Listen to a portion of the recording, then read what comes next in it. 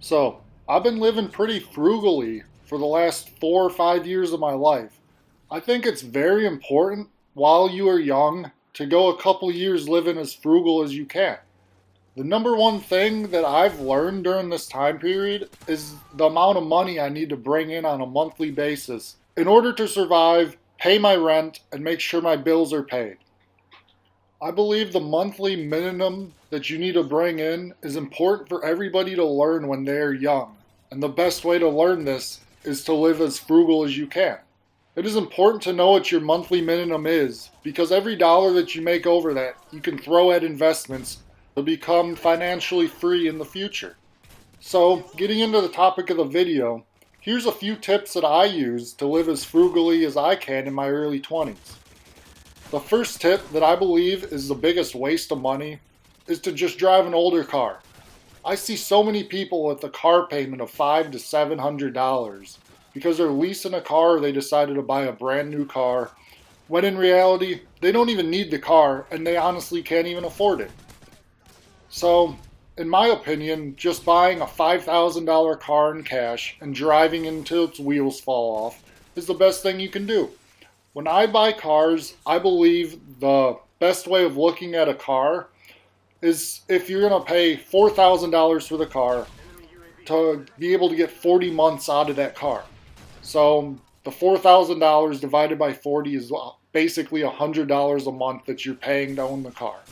I honestly might make a whole separate video on how to go car shopping in your early 20s, of just how to buy cars that you find on Facebook Marketplace or that you just might see for sale in the neighborhood. So going into my next tip for living frugally while you're young comes to buying groceries. I believe that there's really two great options when you buy your groceries if you live in the United States. The first being shop at Aldi. The prices at Aldi are so low compared to Giant Eagle, Target, Walmart, and the food there tastes exactly the same. And then my second option would be to go to Costco. I shop at Costco for when I'm buying stuff in bulk, such as water, toilet paper, napkins, paper towels. Whatever it is that I buy in bulk, I go to Costco for that. A great example here is I eat a lot of ground beef, the 93% lean ground beef to 7% fat. And if you buy this at Giant Eagle, it costs about $10 for the same package size as they sell at Aldi, which at Aldi it's like $6.90. Or you can go to Costco, and sometimes they have 3 packs of this for $18. So in reality, if you get 3 packs of Giant Eagle, it's about $30. If you get 3 packs at Costco, it's like $18 and some change. So that's just one example where you can save a lot of money buying food in bulk. Now, my next tip is simply to avoid large purchases. I've bought some large purchases while I've been living frugally, but for my large purchases, I'll set money aside every single time I get paid until I have enough to be able to afford the purchase that I want to buy. But I understand some large purchases, they just happen. They come out of nowhere, such as needing new tires for your car or something, in which I believe you need to have an emergency fund. Most people don't even have an emergency fund in general, where if a large purchase does come up to present itself, they can't afford it and they just need to put it on credit cards.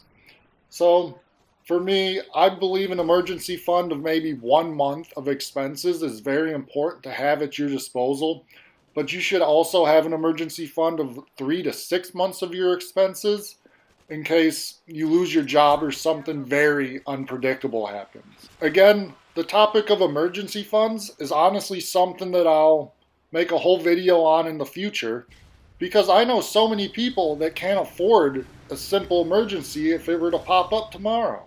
So my next tip kind of piggybacks off the large purchases area, in which if you need to buy a t-shirt or something, and the t-shirt's $20, I like to look at it as every dollar I spend towards something, I'll get a use for that dollar. Such as if I buy the $20 t-shirt, I'll get at least 20 uses out of it, so I'm spending $1 per use. But that's just a basic example, as this can go for anything that you may need to buy. I hope that makes sense because I feel I've saved a lot of money by looking at my purchases this way. My last tip today for living frugally is you need to learn how to cook from home. Eating out costs so much money nowadays, and for example, Chipotle. I used to get Chipotle every day after I worked out, and I realized, okay, I'm paying $9 every single day when I could pay $9 and make the same bowl that I'm eating now 3 or 4 times. So that's what I do now. I usually buy the ingredients twice a week, and I make the same bowl that I was getting at Chipotle for $9, but the ingredients cost me about $10 twice a week, so instead of paying about $60 a week, I'm paying $20 a week, eating it at home and cooking it at home. Overall, living frugally doesn't mean you need to give up everything in your life. It just means you need to look at the way you're spending your money and cut out unnecessary expenses in your life. It is important that you learn this sooner than later in life, as you'll be able to save so much money and invest that money into the S&P 500 or wherever you want to invest it to grow, and so you can achieve financial freedom a lot sooner in life than later in life. So if you guys like this video, please subscribe. I'll have a lot more like it in the future, and I hope everybody has a great day.